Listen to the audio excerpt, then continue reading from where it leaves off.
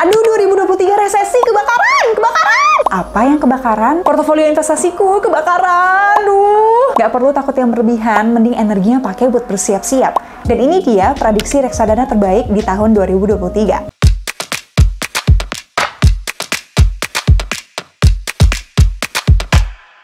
Hai, kabar baik di sini. Semoga awal tahun 2023 kalian juga baik ya. Di video ini, aku mau cerita tentang kebiasaan akhir dan awal tahunku, dan juga share nih tentang reksadana yang menurut aku bagus dan jelek di tahun ini. Nah, sebelum nentuin jenis dan produk reksadananya, biasa tuh aku selalu mulai dari melihat big picture-nya dulu. What will happen next year? Jadi approach-nya tuh lebih top down, dan siapa yang diuntungkan dan juga dirugikan. Jadi pertama, menurut aku suku bunga dan inflasi bakal peak, dan perlahan turun maybe di kuartal 2 atau 3 2023. Dan kedua, ekonomi seluruh dunia bakal slowing down karena efek dari suku bunga yang naik tinggi di 2022. Dua kondisi itu aku lumayan yakin 85% bakal terjadi. Sebenarnya ada kemungkinan lain seperti kondisi geopolitik dunia yang lebih stabil, tapi politics is always unpredictable, so I'll leave it out of the table. Kalau ada kemungkinan lain yang kalian rasa bisa terjadi nih di 2023, tentunya harus berhubungan dengan ekonomi ya. Silahkan tulis di komen, siapa tahu ada yang bisa jadi cenayang atau purely lucky banget.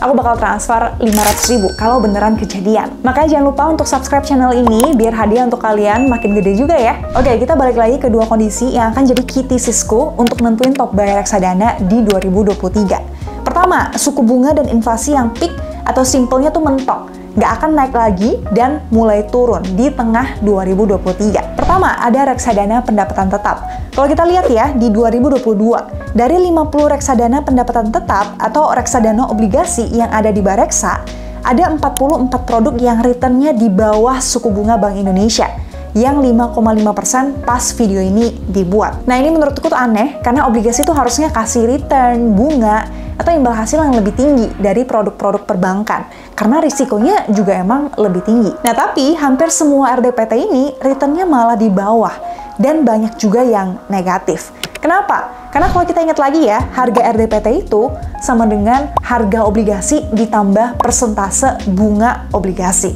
Persentase bunga itu pasti positif. Jadi yang bikin negatif itu harga obligasinya.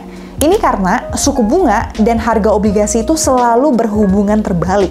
Kalau suku bunga naik, harga obligasinya bakal turun, dan juga sebaliknya. So, kalau di 2023 ini, suku bunganya amin bisa peak, dan perlahan mulai turun nih. Di semester 2, harga RDPT tuh bisa naik, dan diuntungkan seperti yang udah terjadi dalam 10 tahun terakhir. Aku pakai contoh RDPT Manulife obligasi unggulan kelas A ya.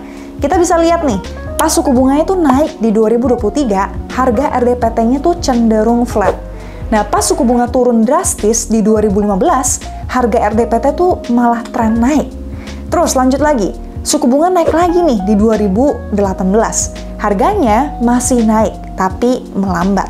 Sebelum kemudian suku bunga turun lagi di 2019 dan tren harga RDPT-nya konsisten naik. Dari sini kita belajar, history always repeats. Hari ini suku bunga naik, besok turun, besoknya lagi naik lagi, dan berulang begitu aja terus. Jadi kita cuma perlu ngerti trennya dan make the most out of it. So, untuk RDPT, aku bakal stay dulu di RDPT obligasi korporasi, dan mungkin sekitar bulan Maret atau April 2023 ya, aku bakal mulai switching nih ke RDPT obligasi pemerintah. Karena kalau kita belajar dari 2020 sampai 2021, di mana suku bunga tuh turun dari 6% ke 3,5%, RDPT Manulife obligasi unggulan itu naik 15%. By the way, buat teman-teman yang belum familiar, switching ini tuh basically pindahin produk antar manajer investasi yang sama.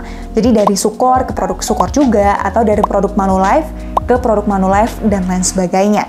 Dan ini gampang banget, tinggal klik doang di aplikasinya Bareksa. Dan buat kamu yang masih bertanya-tanya ya, kenapa RDPT obligasi korporasi ini harganya bisa naik terus walaupun suku bunga naik, aku udah pernah jelasin lebih detail di video ini ya. Dan yang kedua adalah reksadana pasar uang. Very simple on this one, karena return RDPU bakal naik kalau suku bunga naik.